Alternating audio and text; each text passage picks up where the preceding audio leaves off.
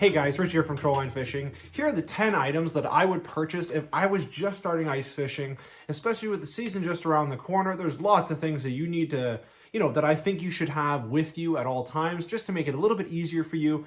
And especially if you're just starting out, sometimes it is a lot. You think you just need a rod and a hook. It's not as simple as that. There's a lot of things that I think a lot of people forget that you do need to have with you. And these are my 10 items. So first thing, make sure your fishing license is valid. I know you're thinking, what do you mean? Well, in Ontario, your license is valid from January 1st to December 31st. A lot of time ice season is in January. Some people forget that their license have expired. The M&R love you because they will check. I've known as of recently the M&R has been coming out a lot more for ice fishing. And that's even if you're not on main lakes like Simcoe and other places like that. They still are checking, so make sure you have your licenses. I buy a 3-year card, so it's good for 3 full seasons, and it's just the easiest way because the card expires the same time my license expires. Where if you buy a 1-year, your card's good for 3, and you got to constantly go in and buy the 3. You don't get any savings. The difference is that you have it for 3 full years. So that's kind of like one of my suggestions that I would make sure you check your license that it's still valid. Now, the second thing is the rods and the line. So I put this in one category together. Depending on what you're fishing for, depends on the rod you're gonna get. I don't suggest using a perch rod for pike because you can pike fish in the summer in certain places in Ontario, actually in most places in Ontario. So you need to make sure that your rod is built good enough for that. You don't want to be using an 18-inch or a 16-inch perch rod. They do sell 24-inch rods, 30-inch rods, 4-foot rods. It depends on the species you're going for. Like I know a lot of people that are out in Saskatchewan, they have very big lake trout, and Winnipeg, very big lake trout. So they use 42-inch, some of them even up to 4 feet. Heavy rods for trout because these trouts can be pushing 20, 30, 40, I wouldn't say 40, but they can be pushing that big. So they have the right tackle, the right lines, everything that can, make them as best fit for this job. Perch rods, obviously you can go to your local Canadian Tire, your local, I think even Walmart might even sell them. But you can go to your local Canadian Tire, sale stores, Gagnon. They sell little ugly stick rods. I recommend those if you're just trying out. They're good enough to have, they have enough backbone for a smaller pike, but if you start getting to some very big pike, they're not going to be great. I wouldn't suggest them. I use the Mojo Muskie 36-inch. I have 3 of those. I have a spinning one and 2 spinning ones and a bait caster. And then I also have an HT Enterprise one. It is a trout rod. That one I believe is 42 or 40 inches, and that's a heavy. It's a little bit thicker than the Mojo, so if I had to get some thicker predators, I would be good for it. It's made specifically for lake trout, and I actually got it in a store from Edmonton, if I'm not mistaken. I'd have to check again, but I think it was from Edmonton. But anyways, you want to make sure you have the proper rod and the line to go with it. If you're perch fishing, you don't need braided line. You can get away with like 6-pound mono, and even that might be pushing it. But you can use thin braids even if you want. 6-pound braid. I just tie a swivel with those with a little hook. You're good to go. The next thing I'll talk about, the third thing, is the leader material. Depending on what species you're fishing for, determines if you need a leader or what type of leader. For example, if you're fishing for pike or fish with big teeth, I highly consider you have a 12-inch leader.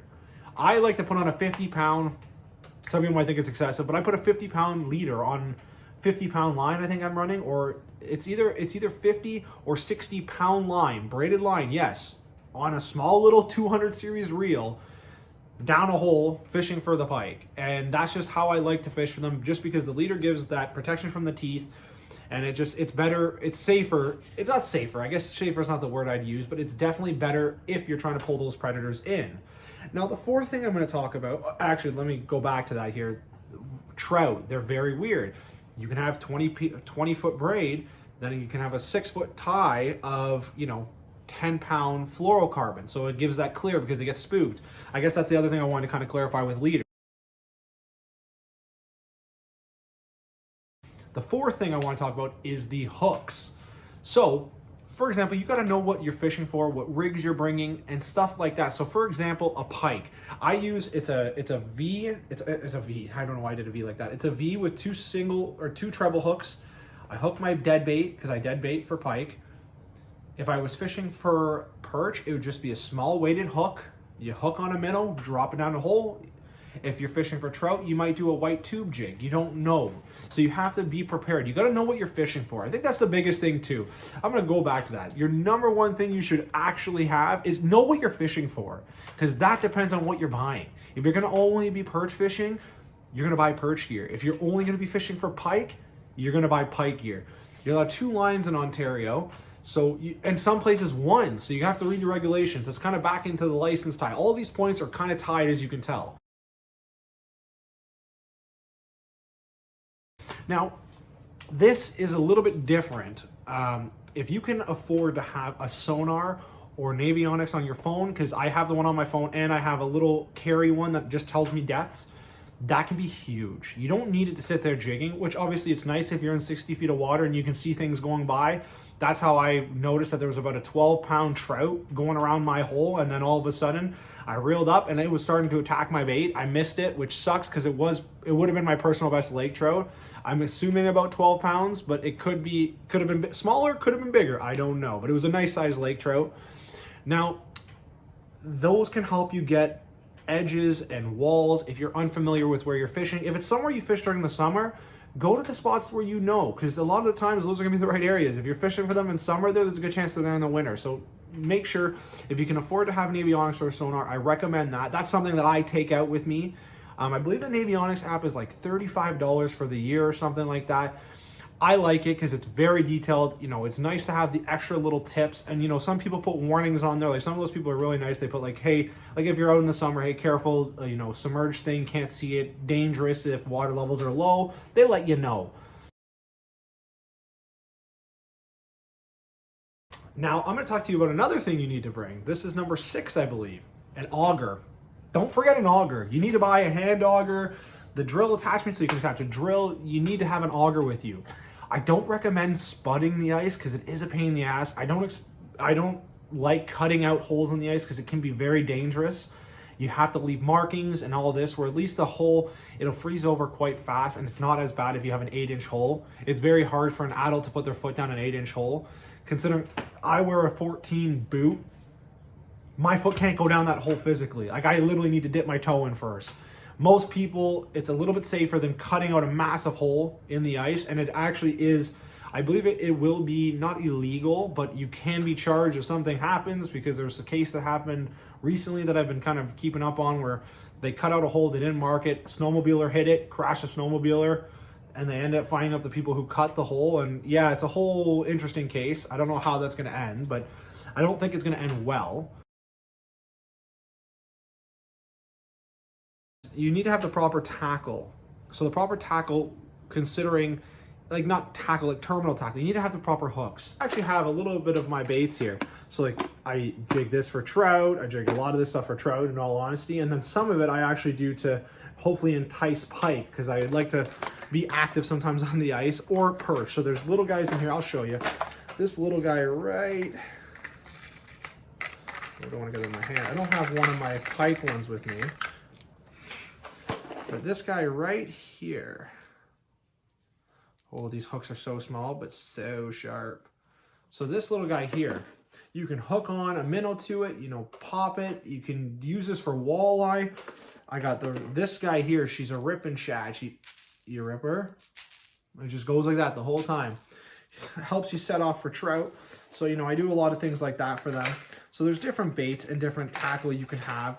You know, get what you like, get what you fit. I think it's always nice to have it. Change it up. You don't need to do the norm. A lot of people prefer live bait, but there's certain places you don't need to. A tube jig works just fine. I've got, you know, like I said, I got like tube jigs in here, a tube jig in there, a tube jig like I got a few tube jigs, different styles, just to change it up. Like if I'm trout fishing, I like to run a tube jig and then a live bait rod.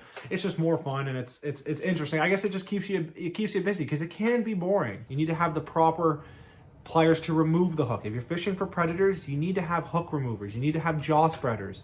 You need to have that stuff handy. You can't just think you're going to take a hook out with your hand, because it's the same as summer fishing. If a pike gets it down here in its throat, you're not sticking your hand in there. If you're going to keep the pike, that's fine. You can let that pike die and take the hook out all you want. At the end of the day, you need to have the proper equipment, just like you are in the summer, to get those unhooked.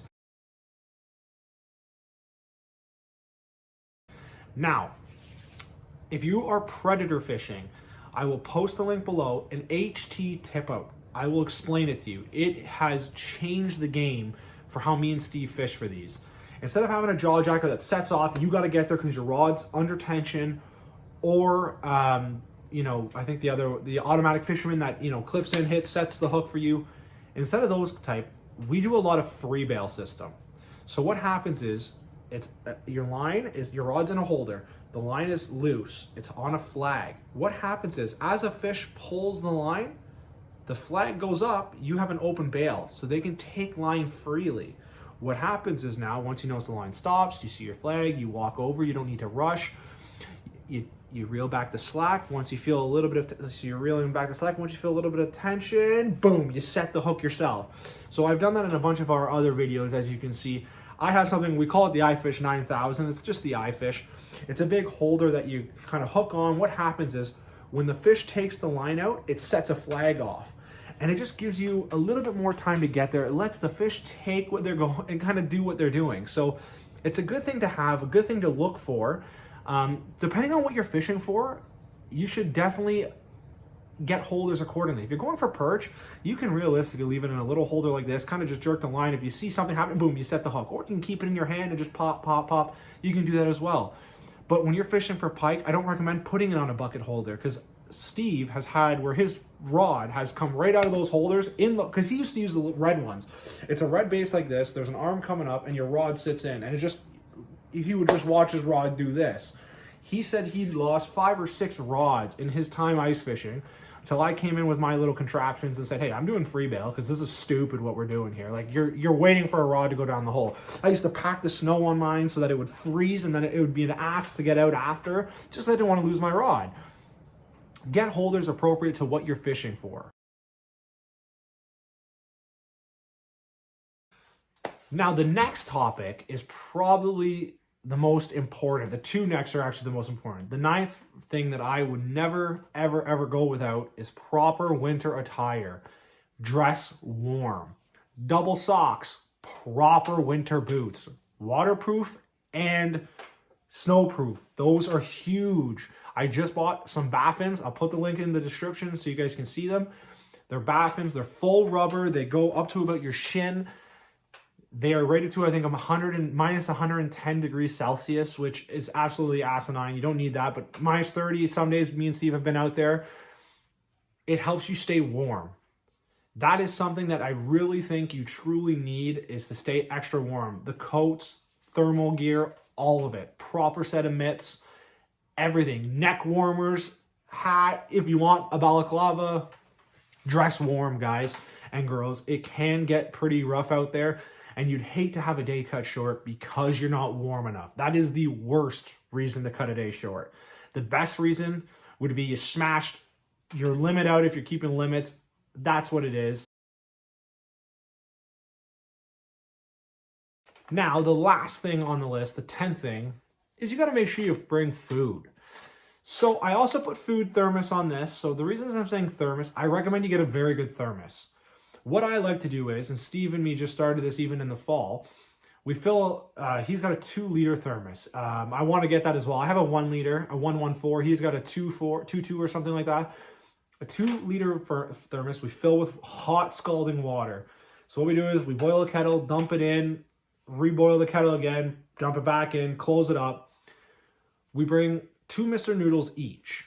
They have pre-packaged containers that you can actually just dump the liquid in, and you can eat out of that. Or if, like what Steve does, because we bring 1 each. I have a 1 liter, he's got 2, like I said. He uses his for tea. We use mine for the Mr. Noodles. So if you like to have coffee, you can have instant coffee. You can have tea out there. Everything. It's just to keep you warmer, you got to make sure you stay hydrated. You got to make sure you guys are eating, because it can get dangerous really fast. So you got to make sure you have food. So for example, there's times where me and Steve have stopped at a Subway. We grab 2-foot-long subs. We bring those out with our Mr. Noodles. And what happens is lunchtime comes, we have half a sub. Oh, you know what, an hour or two later, I'm hungry again, eat the rest. Oh, I want noodles, have noodles. It warms you up, you feel good, and it's nice. It's actually really good. I've been doing it on the boat, and I really like that. So just make sure your food and thermos and your, like, that outside equipment for cooking is there. A poppable hut. You can get a poppable hut for $200 plus tax Canadian. So $226 Canadian. $225 if you want to get technical, $225.99 or whatever it is. But $226 Canadian. That'll give you 6x6 by I think 5'9". It's enough that you can set up 2 guys sitting in there, jigging rods for perches. If there's pike, it can get a little dicey because one guy's got to reel up or a pike will just take everybody's bait. They've done it. I've seen it before. There's a crazy video on the internet where it shows a pike literally hit 4 separate guys' lines and they had to lift up, they had to flip their bails, pull it out of one hole, unhook everybody else's, drop them back down the hole, and they all had to reel them up. Like, if you're predator fishing, it's nice because you can set up the hut, put your 2 lines outside of the hut because you have them on the free bail systems I talked about, or trout, same thing, unless you want to have one jigging in your hole. You can leave them gone, like leave them out to themselves. And what happens is that gives you a little bit of shield from the wind, which can be huge. Wind is pretty bad, but it's not necessary. You don't need a hut to go fishing for, or ice fishing. The second item, it's not on the list. I recommend it as well. I just wanted to keep it to 10 more important items, but a chair. Just a regular lawn chair, like a soccer mom chair. Just something like that. Bring a chair so you can sit down, watch your rods. If you're jigging, you can jig. It's better for your back. I'm young, so I shouldn't have back issues, but I do have back issues sometimes because I sit in a chair a lot for work. So what happens is that when I go ice fishing, I used to sit on a bucket. Well, when you're leaning all day forward, or you're sitting there all day forward like this and not getting the option to lean back with support, your back feels fried after a full day of fishing. Because me and Steve like to go out from like 8 till 7. So like we might do almost a 12-hour day when we go ice fishing, even if it's dark, because it's on flat water. We have flashlights, and that's another item. A third item I would recommend bringing: a flashlight, a backup flashlight. That's not your cell phone. Cell phone is never a good reliable thing because if it dies, you need to know where you are. Stay safe. That's the other thing. Please stay safe if you're on the ice, guys. It can be very dangerous. Sled. You should get a sled as well. It just makes it easier for carrying. It's not, I know it's for ice fishing, but at the end of the day, you can go out there with a bucket of minnows, 2 rods, and a seat, and you're fine. So realistically, the sled's more if you have a hut, if you have all of this extra gear. Like you can carry a lunch bag, you can carry a backpack that has your lunch in it, your rods in it. You can have a bucket that has your minnows, and you still have a hand free to carry your auger. So if you want, a sled is a lot of help. And that is it for today, guys. Thank you so much for tuning into this. I'm not going to do a musky podcast video this week. I didn't do one last week because of school, this week because of school, and next week probably because of school as well. The week after, right before Christmas, we'll do like a Christmas special, and we'll be back then. But until then, guys, thank you so much for tuning in. If you like these type of videos, comment down below, like it, and we'll get it done. See you guys.